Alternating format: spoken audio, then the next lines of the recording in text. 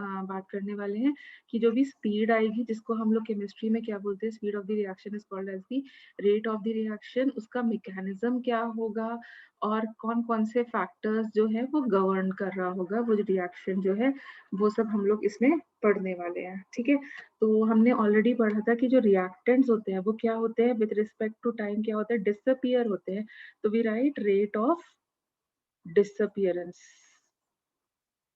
And disappear means concentration की value कम रखेंगे। तो जो रेट ऑफ रिएक्टेंट्स होता है वो कैसे वैल्यू के साथ आता है, नेगेटिव। नेगेटिव। अगर रेट ऑफ डिसअपियरेंस लिख ही दिया है तो नेगेटिव सिंबल लगाने की उतनी जरूरत नहीं पड़ती है। And similarly rate of products की बात करेंगे तो प्रोडक्ट्स क्या होते हैं विद रिस्पेक्ट टू टाइम, क्या करते हैं, अपीयर होते हैं। तो rate of appearance is generally represented with a positive symbol, appearance is equal will be with a positive notation। ठीक है, अब रेट कैसे निकालते हैं, तो it will be, you can say change in concentration with respect to time, जिसका जल्दी concentration change हुआ मतलब उसकी स्पीड ज्यादा थी, या फिर हम बोल सकते हैं change in pressure with respect to time, या फिर change in colour colour change हो रहा है तो हमें पता चलता है, please keep yourself on mute. तो change in colour with respect to time, तो ऐसे मतलब कुछ वेरिएबल्स होंगे जिसके रिस्पेक्ट में हम लोग बता देंगे कि रेट ऑफ रिएक्शन क्या है। ठीक है, एंड नाउ जो रेट ऑफ रिएक्शन होता है वो स्टोइकोमेट्रिक कोएफिशिएंट पे डिपेंड करता है। तो सपोजिंग मैंने एक ले लिया इस टाइप का reaction which gives me x moles of C and y moles of D, तो इसमें रेट ऑफ रिएक्शन कैसे लिखोगे, it will be equal to what, बोलो, change in concentration of minus dA by dt is into 1 by A is equals to minus 1 by B times dB by जो dt. भी coefficients हैं तुम्हारे balance reaction को, इनको denominator में ले आओ, एंड देन यहाँ पे क्योंकि ये प्रोडक्ट है तो it will come with a positive symbol dc by dt, and then 1/y। तो ये इतना तो तुम लोगों को क्लियर हो गया था लास्ट क्लास में, इतना क्लियर? Yes ma'am. दो तरीके यस मैम। के एवरेज रेट हम कह सकते हैं, क्योंकि वो हम जब 1/x dt by dt equal to plus 1/y। Sorry ये इक्वल टू है, यहाँ पे प्लस है। और दूसरा क्या होगा, इंस्टेंटेनियस।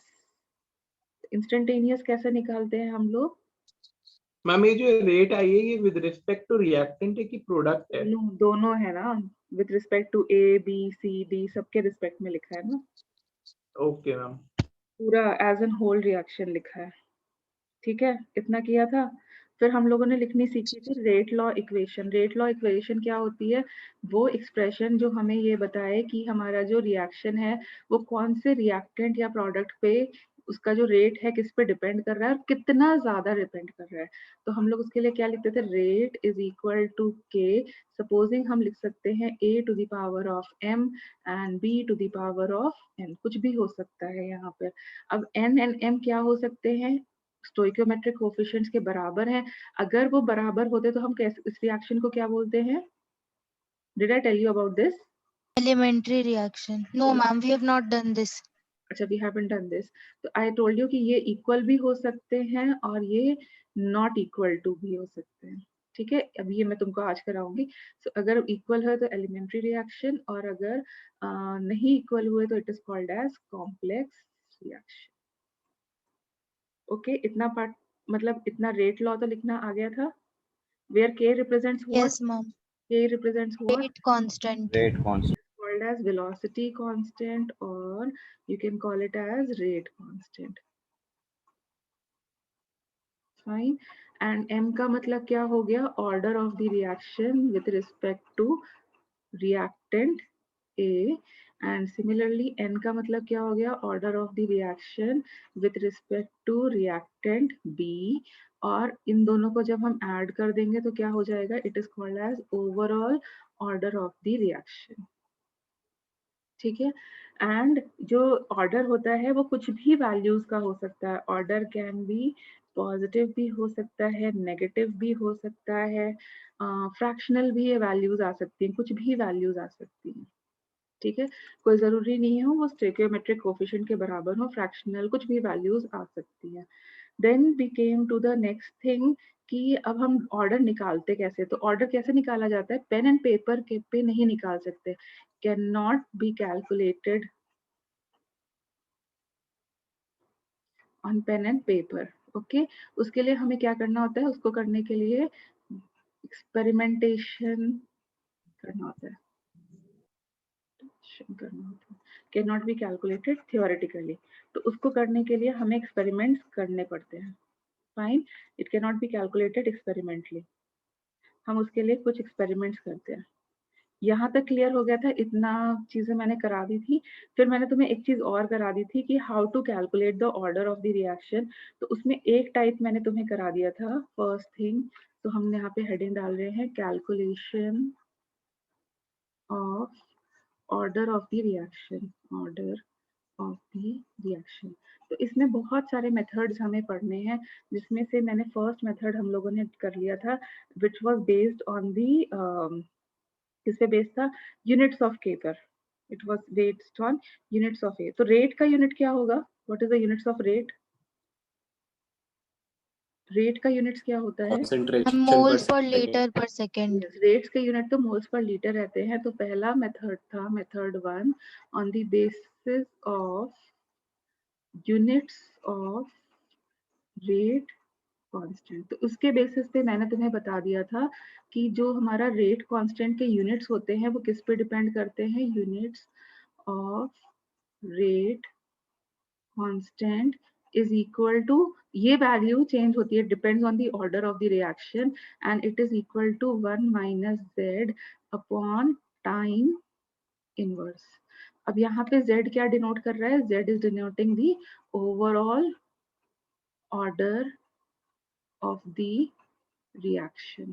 ठीक है, units of rate constant will be equal to concentration 1 minus z this thing। ठीक है, तो अब मुझे बताओ, तुम लोग करोगे, tell me what will be the order, यहाँ पे मैंने लिख दिया और यहाँ पर units of k लिख दिए। एक चार्ट बनाते हैं जो हम लोगों ने लास्ट क्लास में किया था, क्विकली एक रिविजन भी हो जाएगा। तो tell me what will be the units of zero order, what will be the units of zero order, moles per litre per second. Concentration per second. First order का क्या हो जाएगा, 1 by सेकेंड। सेकेंड इनवर्स, मतलब independent of concentration, initial concentration. Second order का अगर हम लिखना चाहें तो क्या हो जाएगा, लीटर सेकेंड पर मोल। लीटर सेकेंड पर मोल, या फिर ऐसे लिख सकते हैं। थर्ड ऑर्डर का क्या हो जाएगा, लीटर मैम, इनवर्स लगा है ना, इनवर्स का मतलब उल्टा हो जाएगा कि नहीं, यस मैम। ठीक है। तो इसलिए मैंने जानबूझ करके अलग अलग वेज यूज करे हैं, अलग अलग नोटेशंस यूज किए हैं, जिससे तुम उसको प्रिडिक्ट कर पाओ। ठीक है, ऐसे अलग अलग वेज में आ सकता है वो। सो नाउ थर्ड ऑर्डर का क्या हो जाएगा,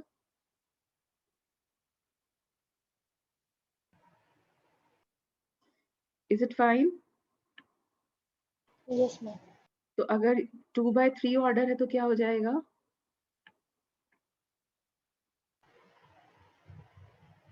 have I written correctly in all the cases, have I yes written ma'am. correctly in all the cases।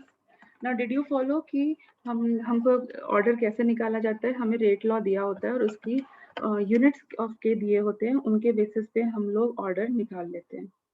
यहाँ तक क्लियर हो गया, लास्ट वाला क्या सही है क्या, ये लास्ट वाला मैम एक्चुअली इनवर्स हो गया। मैम लीटर्स नीचे ही होगा, मोल ऊपर हो जाएगा।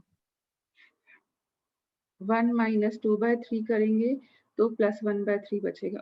अच्छा अच्छा ठीक है, तो अगर मैं इसको ऐसे कर दूं तो यस मैम, तब सही है ये। नहीं, अभी भी सही नहीं है, माइनस एंड माइनस मतलब वो उल्टा ही करना पड़ेगा। Minus and minus will become 5/3, हाँ उसे उल्टा ही लिखना पड़ेगा। Moles to the power 1/3 and litres to the power 1/3। अब सही है, check it, is it fine now। Yes ma'am. Okay, तो ये हो गया हमारा एक तरीका। ठीक है, अब क्या होता है, सिलेबस जब भी तुम देखोगे ना तो उसमें लिखा होता है first order and second order he syllabus, sorry 0 order और फर्स्ट ऑर्डर ही सिलेबस में है, बट ऐसा जरूरी नहीं है कि इसी से ही क्वेश्चंस आए। ऐसे सिंपल क्वेश्चंस किसी भी nth ऑर्डर के लिए भी आ सकते हैं। लाइक यूनिट्स दी हो और तुमसे प्रिडिक्ट करने के लिए बोला जाए ऑर्डर ऑफ द रिएक्शन, तो वो किसी ऑर्डर के लिए भी पूछा जा सकता है। आई थिंक तुम उसको अब इतने से फॉर्मूले से किसी भी ऑर्डर का निकाल सकते हो, यस किसी भी order, yes ma'am. But syllabus में ये ज्यादा इंपॉर्टेंटली दिया हुआ है, ठीक है। बट इस टाइप के क्वेश्चंस हम एक्सपेक्ट कर सकते हैं, आ सकते हैं, बिकॉज nth ऑर्डर का भी आ सकता है, बिकॉज एक सिंपल सा लॉजिक है इसमें, ठीक है। तो आ सकता है, आया भी है, सेकेंड ऑर्डर का एक बार प्रिडिक्ट करने को आया था, तो we can't argue with that, fine. हमें आना चाहिए, सिंपल मेथड आना चाहिए। अब नेक्स्ट तरीका जो है इसको करने का, that is experimental method. Experimental method, experimental method to find the order of the reaction. तो हम एक्सपेरिमेंटल मेथड में क्या करते हैं, हम एक्सपेरिमेंट्स का कैरी आउट करते हैं by changing the concentration of the reactant, और हर एक टाइम पे रेट को कैलकुलेट करते हैं। तो जैसे फॉर एग्जांपल मैंने एक जनरल रिएक्शन ले ली, this reacts with this and gives me x moles of C and y moles of D। तो क्या किया मैंने, कंसंट्रेशन ऑफ A करा, कंसंट्रेशन ऑफ B किया, और कंसंट्रेट एंड रेट यहाँ पे लिखा। अब मुझे बताओ, right the rate law equation. What will be the rate law equation for this? What will be the rate law equation for this reaction? What will be the rate law equation for this particular reaction? Rate is equals to k times a raised to the power x b raised to power y. Like different from the given x one. Yes. तो यहाँ पर हम लोग लिखेंगे rate will be equal to k times a to the power of m and b to the power of n। ये हो गई हमारी रेट लॉ इक्वेशन, ठीक है। अब मुझे बताओ इसमें कितने अननोन है इस इक्वेशन में, how many unknowns are there? मुझे रेट पता है, मुझे कंसंट्रेशन ऑफ ए पता है, बी पता है, तो कितने अननोन्स हो गए? M and n. एम के भी नहीं पता है, रेट लॉ कांस्टेंट की वैल्यू नहीं पता है, एम की वैल्यू नहीं पता है, और एन की वैल्यू नहीं पता है। तीन चीजें हैं। Tell me. Yes, ma'am. Yes. तो मतलब Yes, मुझे मिनिमम एक्सपेरिमेंट्स करने पड़ेंगे ताकि मैं इन तीनों को कैलकुलेट कर सकूं। How many minimum number of experiments should be carried out? 3 experiments. ताकि तीन इक्वेशन बने और मेरे पास उसकी वैल्यूज आ जाए, ठीक है। तो मैंने एक्सपेरिमेंट्स करना स्टार्ट किया, मतलब एक ही कंसंट्रेशन वैरी करते गए और इसको हम लोगों ने इस वे में करना स्टार्ट किया, ठीक है। अब हमने देखो, अब हमें मुझे कंसंट्रेशन ऑफ ए पता है, मुझे कंसंट्रेशन ऑफ बी पता है जिसके साथ हमने रिएक्शन किया, और सेम टाइम पर अलग अलग कंसंट्रेशंस के लिए मैंने रेट जो है वो भी कैलकुलेट कर दिया। तो अब रेट लॉ इक्वेशन में पुट करते हैं, तो हम कितनी इक्वेशंस बना सकते हैं? देखो 8 × 10 raised to the power -4 is equal to k times a to the power of m b। a की वैल्यू कितनी दी हुई है हमें? 2, और b की वैल्यू दी हुई है ये। तो ये मेरी इक्वेशन नंबर 1 बन गई। Are you satisfied? Yes ma'am. Yes, ma'am. Similarly, for experiment 2 and experiment 3, we are going to write the rate law expressions. Okay, and then it is 8 × 10 raised to the power -4 is equal to k 4 times m and 2 times of n. This is equation number 3, ठीक है। अब हम इनको solve करें तो हमारे पास m n और उसकी वैल्यू आ जाएगी। Yes, ma'am. सॉल्विंग 1, तो हम क्या करते हैं, हम पहले ना किसी दो इक्वेशंस को ले लेते हैं। जैसे मैंने फॉर एग्जांपल 2 and 1 को ले लिया। मैंने 2 and 1 को क्यों लिया? क्योंकि अगर मैं इनको डिवाइड करूं तो देखो ये हम टर्म, डिवाइड करेंगे. हाँ ये टर्म इजीली चला जाएगा और मेरे पास n की वैल्यू आ जाएगी। तो मैंने क्या किया, 2 को 2 डिवाइडेड बाय 1 कर दिया। तो लेफ्ट हैंड साइड क्या बचेगा? 1/2 बचेगा। देखो 4 डिवाइडेड बाय 8 करेंगे, Yes, ma'am. k से k कैंसिल हो जाएगा, ये पार्ट इससे कैंसिल हो जाएगा, तो मेरे पास क्या बचेगा? 2 to the power n बचेगा। N. Now Yes, see, ma'am. this can be written as 2 to the power -1, is equal to 2 to the power n. Can we write like this? Yes, ma'am. Yes. Yes. n की value क्या हो गई? -1. And what does n denote? So what is the order of the reaction With respect to B. with respect to reactant B? उसकी value क्या आ गई? -1. -1 मतलब negative order क्या denote करता है? ये तुम्हारे लिए एक्स्ट्रा जानने की चीज है. नेगेटिव ऑर्डर मैम ये अगर B की कॉन्सेंट्रेशन बढ़ेगी तो रेट कम हो जाएगा. yes, it is acting as a something जो रेट ऑफ रिएक्शन को डिक्रीज करता है. जैसे कि हम लोग मिल्क को क्या करते हैं, मिल्क को हम लोग फ्रीजर में रख देते हैं, मतलब temperature is acting as the negative order. Temperature ज्यादा तो कर्डलिंग ऑफ मिल्क ज्यादा होगा, टेम्परेचर कम कर देंगे तो कर्डलिंग ऑफ मिल्क कम हो जाएगा. कर्डलिंग मतलब जो मतलब वो सॉलिड पार्टिकल साथ में आ जाते हैं, मतलब सेमी सॉलिड टाइप का बनना है तो वो चीजें कम हो जाएंगी. ठीक है, उसको तुम अभी पढ़ोगे सरफेस में, उसको बोलते हैं कोआगुलेशन, टू कलेक्ट. तो वो चीजें कम हो जाएंगी अगर हमने टेम्परेचर कम कर दिया. तो order of the reaction for curdling of milk with respect to temperature will be negative. तो negative मतलब negative order आता है किसी चीज का, denotes that on increasing the concentration the rate of the reaction is going to decrease. तो यहाँ पर देखो, जैसे ही मैंने जैसे ही मैंने इसका concentration 1 से 2 किया, देखो ये डिक्रीज हुआ. Yes ma'am. तो नेगेटिव ऑर्डर है कि जो चीज डिक्रीज कर दे. अब सिमिलरली हम लोग क्या करते हैं, फिर से उसको सॉल्व करते हैं और इस बारी हम लोग क्या करते हैं, 3 को इक्वेशन नंबर 3 को किससे डिवाइड कर दें. इक्वेशन नंबर 3 को 2 से डिवाइड कर लो या 1 से डिवाइड, जैसे भी तुमको सही लगे उससे डिवाइड कर लो. फॉर एग्जांपल मैंने यहाँ 1 से डिवाइड किया, तो 1 से डिवाइड करने पर मतलब क्या हो गया, 8 and 8 10 raised to the power minus 10 raised to the power 4. ये हो गया 1. k और k कैंसिल हो जाएगा, हमारे पास क्या बचेगा, 4 to the power m upon 2 to the power m into इधर की तरफ क्या बचेगा, 2 to the power n upon 1 to the power n.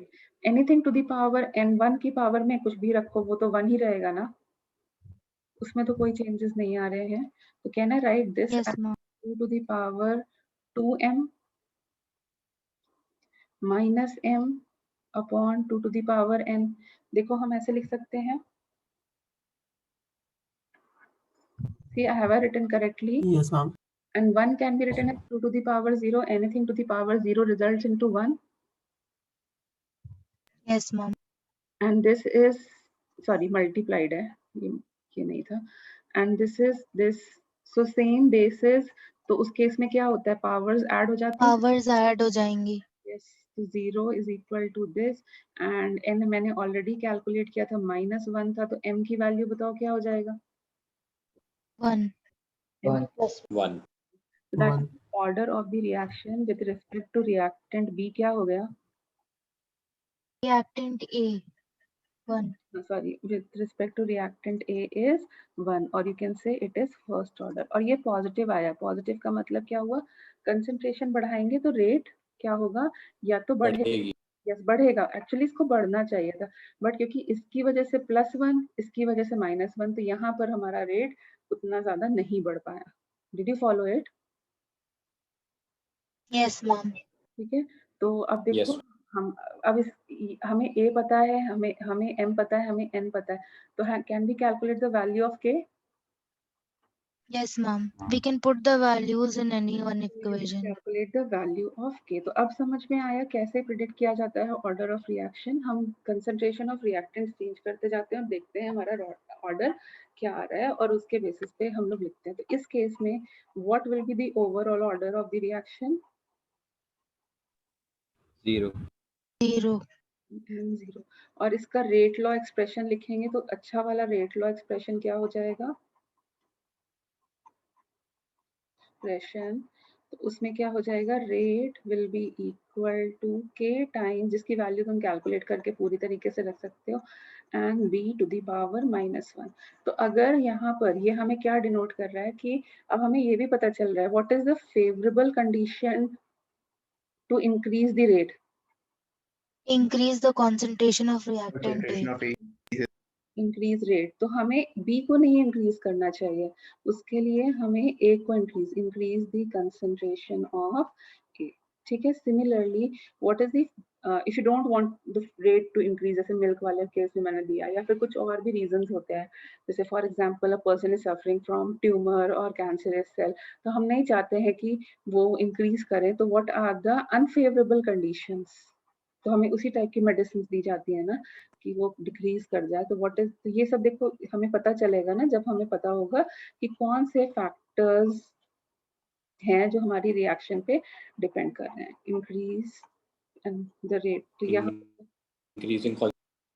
Increasing concentration of B, B को इंक्रीज करोगे तो रेट डिक्रीज करेगा, ठीक है, और you can say decrease the rate. Can you follow now? Yes. ठीक है, तो ये एक्सपेरिमेंटल मेथड समझ में आया, Yes, ma'am. और Yes, कुछ ma'am. पढ़ेंगे हमें एक्सपेरिमेंट्स की जो वैल्यू होगी वो किस पे डिपेंड करेगी, इट विल डिपेंड ऑन कि हम इट विल डिपेंड ऑन कि हमारे को जितने रिएक्टेंट्स दिए हैं उससे +1 करना पड़ेगा, क्योंकि के की वैल्यू भी कैलकुलेट करनी पड़ेगी। Can you follow? Yes, ma'am. Yes. Okay. Now coming to the next method, which is called as the integrated law method. तो अभी तुम्हें इस टाइप के चार्ट बने हुए वाले क्वेश्चंस होंगे, तो वो ऐसे वाले क्वेश्चंस कर पाओगे? Yes, ma'am. Yes, ma'am. Yes, ma'am. Integrated rate law method, this is called as integrated rate law method. तो यहाँ पर हम लोग क्या करने वाले हैं, हम लोग डिफरेंशिएशन और इंटीग्रेशन को यूज करने वाले हैं to predict the rate of the reaction. अब यहाँ पर हमें ज्यादा का नहीं करना होता है, सिर्फ हमारे सिलेबस में जो है उसी को करते हैं। जैसे फॉर एग्जाम्पल हम लोग यूज कर लेते हैं जीरो ऑर्डर, ये सिलेबस का पार्ट है, तो ये हम लोग करेंगे for zero order reaction latest से। तो अगर रिएक्शन का ऑर्डर जीरो है और मेरी रिएक्टेंट है कुछ इस तरीके की, रिएक्शन है कुछ इस तरीके की, तो how will you right the rate law expression? How will you right the rate law expression?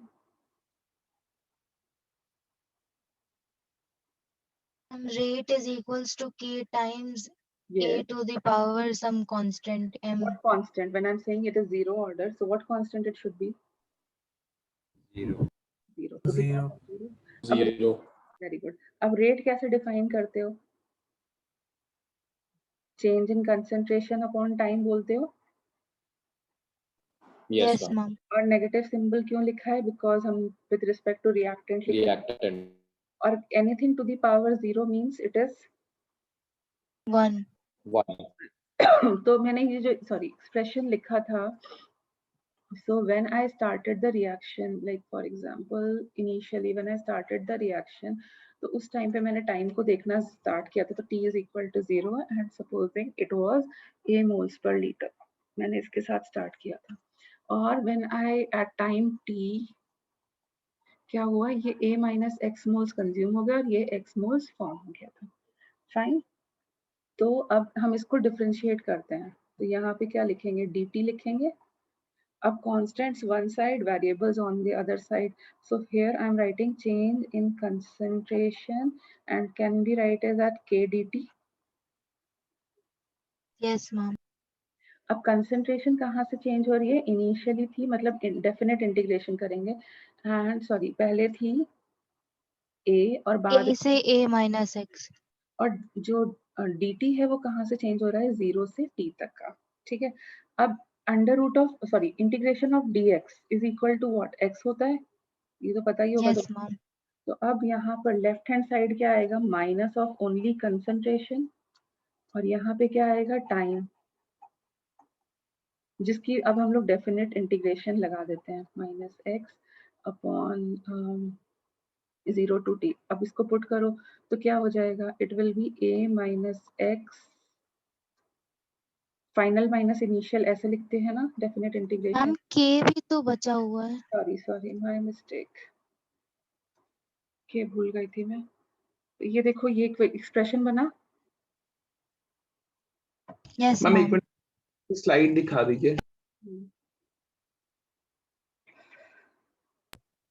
Okay ma'am. ठीक है। अच्छा, ये एक्सप्रेशन बना तो इससे देखो क्या होगा, अगर हम लोग इस टर्म को अंदर ले आए, माइनस सिंबल को अंदर ले आए, तो हमारे पास क्या बचेगा, मतलब a से a कैंसिल हो जाएगा, I will only be left with plus x is equal X. to kt।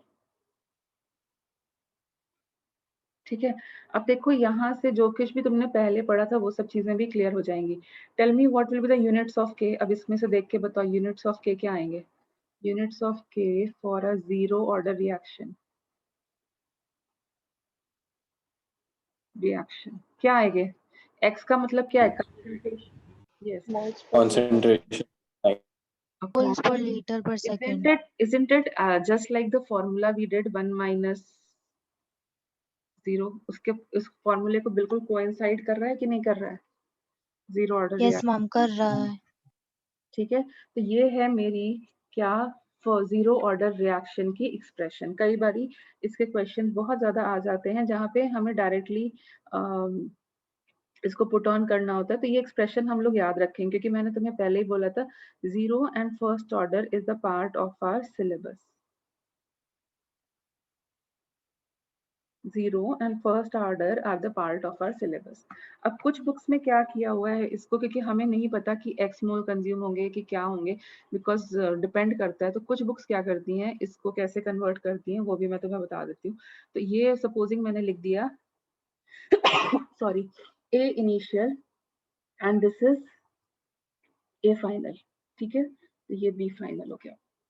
अब हम लोग यहाँ पर एक्सप्रेशन को लिखेंगे, तो कैसे लिखेंगे, this will be A initial and this will become a final, and then यहाँ पर भी लिखेंगे तो कैसे लिखेंगे हम लोग, a initial and a final, and then यहाँ पर भी लिखने जाएंगे तो हम लोग कैसे लिखेंगे इस चीज को, a final minus a initial। Will you write like this? Yes, ma'am. So which is what, can I write a initial minus a final is equal to kt? Yes, ma'am. This is Yes, the expression for which order reaction? Zero order. Zero. तुम याद रखोगे क्योंकि इसके बाद जो next method आएगा वो होगा ग्राफिकल मेथड, तो उसमें हम लोग इसके ग्राफ्स बनाएंगे और प्रिडिक्ट करेंगे कि ग्राफ के बेसिस पे हम कैसे प्रिडिक्ट कर सकते हैं कि हमारी ऑर्डर ऑफ द रिएक्शन क्या होगी on the basis of graph. तो ये एक्सप्रेशन हम लोग वैसे याद रखेंगे, initial minus final is equal to kt. ठीक है, याद रहेगा। Yes, ma'am. तो हम किसी भी ऑर्डर ऑफ द रिएक्शन का जब हम इंटीग्रेटेड लॉ मेथड यूज करते हैं तो हम उसका एक्सप्रेशन डिराइव कर लेते हैं, हम उसके यूनिट्स ऑफ के भी डिराइव कर सकते हैं, और थर्ड थिंग क्या डिराइव कर सकते हैं, एक इसको बोलते हैं half life of the reaction। Now what do you mean by half life of the reaction? The time taken when the time taken by the reaction such that the initial concentration should become what, half life का मतलब क्या हो गया, initial concentration should be Half. Half हो जानी चाहिए, should be halved। ठीक है, तो इसको रिप्रेजेंट कैसे करते हैं, t with a small notation half like this। तो अब यहाँ पर अगर मुझे t हाफ निकालना है तो a फाइनल कितना होना चाहिए, a initial, A initial by 2. isn't it? Okay, तो अब इस एक्सप्रेशन में पुट कर दो, a initial minus a final, this is the expression for rate law of the zero order। ठीक है, तो अब यहाँ पे पुट करो तो क्या हो जाएगा, a initial divided by 2 is equal to kt half। What is the value of kt? Yes, ma'am. What is the value of t half? Isn't it equal to a initial upon 2k? Yes, ma'am. Or can I say it depends on the t half depends on the initial concentration to the power 1? Can I write like this? Yes, ma'am. ठीक है, अब ये हम आगे भी use करेंगे तो इसलिए मैंने पहले ही बता दिया, बट हाफ लाइफ समझ में आया क्या हुआ। मैम एक बार बता दीजिए ब्रीफ में। हाफ लाइफ का मतलब है जब वो उसका इनिशियल कंसंट्रेशन का हाफ हो जाए, मतलब ये ए फाइनल जो है वो टी हाफ का मतलब है ए इनिशियल का हाफ हो जाए। तो अब हमने इस एक्सप्रेशन में पुट किया और इसका वैल्यू निकाल लिया, देख लो। Is it fine? Yes ma'am. अभी ठीक है। तो यहाँ पर टी हाफ हमने बोला कि half life of zero order depends on the initial concentration और not. Half life of zeroth order reaction zeroth order reaction depends on initial concentration. Can we write like this? Yes, ma'am. ठीक है। अब क्या use आएगा मैं तुम्हें आगे बताऊंगी। इसका एक और मेथड होता है ऑर्डर को प्रिडिक्ट करने का, जिसमें हम लोग हाफ लाइफ की वैल्यू को यूज करते हुए प्रिडिक्ट करते हैं। तो तब मुझे ये वाला एक्सप्रेशन यूज करना पड़ेगा। That's why I told you about this particular expression. ठीक है। अब एक और टर्म हम लोग यहाँ पे डिराइव करते मैम हैं। इसका प्रैक्टिकल एप्लीकेशन वो कार्बन डेटिंग होता है ना? क्या चीज? Can you repeat? मैम ये हाफ लाइफ मैम ये जो half life of the reaction है मैम, इसका मैम कार्बन डेटिंग में आइसोटोप की मतलब हाफ लाइफ फाइंड करने के लिए होता है, जो मतलब एक्सट्रीमली अनस्टेबल आइसोटोप्स जो दैट इज होते हैं। आल्सो हम रिएक्शन। रेडियोएक्टिविटी में पे भी हाफ लाइफ ये यूज फाइनल करते एग्जैक्टली हैं। रेडियो हाँ, तो एक्टिविटी। यही तो तुम इस चैप्टर का नाम ही यही है, chemical kinetics and radio activity. आगे तुम इसमें एंड करने से पहले हम लोग रेडियो एक्टिविटी भी पढ़ेंगे। अभी ठीक है? Yes Yes, ma'am. ma'am. चलो, time taken for the completion of the reaction. Time taken. When will you say the reaction is complete? For the completion of the reaction. When will you say the reaction is complete? And when the reactant completely disappears. Yes, when the reactant completely disappears. So you can say time taken when the reactant is 99.9% consumed. ठीक है, मतलब near to completion हो जाता है ये। ठीक है, तो टी कंप्लीट मतलब अब हमारे का मतलब क्या हो गया? ए फाइनल क्या होना चाहिए ऐसे केस में? It should be 0, approximately near to 0 होना चाहिए। तो फिर से हमारी एक्सप्रेशन क्या थी? A initial minus A final is equal to k t. ये एक्सप्रेशन थी 0 ऑर्डर के लिए। तो अगर हम लोग इसके लिए कंप्लीटेशन निकालें तो क्या हो जाएगा? T of complete. So when will the reaction be complete? What is the completion time? Is it coming like this? Yes, ma'am. ठीक है, तो इंटीग्रेटेड लॉ मेथड में हमें ये चार चीजें देखनी होती है। कौन कौन सी? एक तो एक्सप्रेशन क्या बना, ठीक है, एक्सप्रेशन क्या बना जो हमने ये निकाला, फिर उसकी वजह से यूनिट्स क्या बनेंगे के, फिर हाफ लाइफ क्या बनेगा, फिर कंप्लीटेशन क्या बनेगा। फिर हमें एक और चीज करनी होती है, ग्राफ्स बनाने होते हैं। तो मैं एक और मेथड पिक करूंगी, जस्ट इसके बाद ग्राफिकल मेथड, उसमें हम लोग ग्राफ्स बनाएंगे। Is it fine till here? Yes, ma'am. Yes, ma'am. तो इसमें हमें हाफ लाइफ की वैल्यू याद रखनी है। जो फॉर्मूला हमने डिराइव किया है टी कंप्लीट का फॉर्मूला हमें याद रखना है, यूनिट्स ऑफ के याद रखने हैं। ठीक है, ये सब चीजें अपने को याद रखनी है क्योंकि ये तो हमारे सिलेबस का भी पार्ट है। Now coming to the next order reaction, तो इंटीग्रेटेड लॉ मेथड अब तुम लोग खुद अप्लाई करना। So second is, now do it for first order. First order reaction, ठीक है, तो ट्राई करेंगे हम लोग फर्स्ट ऑर्डर के लिए जैसे मैंने अभी कराया है एज इट इज। हम लोग इसके लिए ट्राई करेंगे। Fine? Yes, ma'am. Try, can you try, just give it a try. फिर मैं तो कराऊंगी। So I am giving you certain examples. और देखो, क्योंकि हम ऑर्डर को प्रिडिक्ट नहीं कर सकते पेन एंड पेपर पे, इसलिए जो भी एग्जांपल्स आएंगे वो एनसीईआरटी या तुम्हारी बुक के बेस्ड ही आएंगे, क्योंकि हम प्रिडिक्ट तो कर नहीं सकते order of the reaction pen and paper पे। तो examples of zero order reaction जो भी आएंगे वो हमारे बुक में जो दिए हुए हैं वही आएंगे। तो ये जो हमारी ये रिएक्शन होती है into 2 times of ammonia, this is a zero order of reaction. Then even H2 या कोई भी halogen के साथ reaction कराते हो in presence of sunlight या फिर this is also a zero order reaction. Even ये अगर हम इसको break करा दें into H2 plus I2, this is also a zero order reaction. तो हमें यही examples याद रखने हैं, अपनी तरफ से आगे के examples नहीं करने हैं. Can you follow this much? Yes, ma'am. ठीक है. So अब हम लोग move करते हैं towards हाँ, एक चीज और मुझे बताओ, what is the relationship between T half and T complete of zero order reaction? T half ये है, T complete is 2 times T half. yes, तो इस टाइप की छोटी छोटी चीजें आ सकती हैं. T complete is 2 times of T half. ठीक है, ऐसी छोटी छोटी चीजें तुमसे और पूछी जा सकती हैं. Can you follow it? Yes, ma'am. Yes, ma'am. ठीक है, तो हम लोग अभी वापस से रिजॉइन करेंगे. तो इससे पहले मैं करवा देती हूँ तुम्हें. अब हमें प्रिडिक्ट करना है फॉर फर्स्ट ऑर्डर रिएक्शन के लिए हम लोग प्रिडिक्ट करेंगे. सो फर्स्ट ऑर्डर रिएक्शन के पहले मैं तुम्हें एग्जांपल्स लिखा देती हूँ. So decomposition of hydrogen peroxide that is H2O2 बहुत अनस्टेबल होता है. ये कन्वर्ट हो जाता है into H2 plus O2. This is your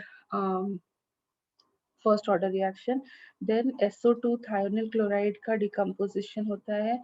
it is also a first order reaction. Even N2O5 converts into 4NO2 plus O2.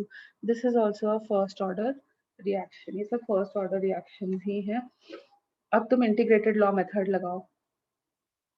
चलो try करो.